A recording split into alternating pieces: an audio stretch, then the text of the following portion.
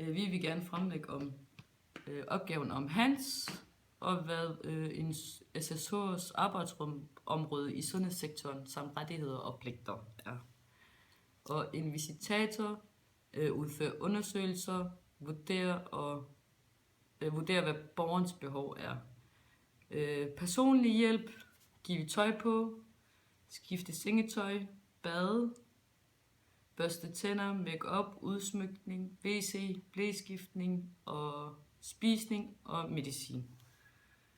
Og det praktiske hjælp, det er indkøb, tøjvask, rengøring, madlavning, transport, affald og post.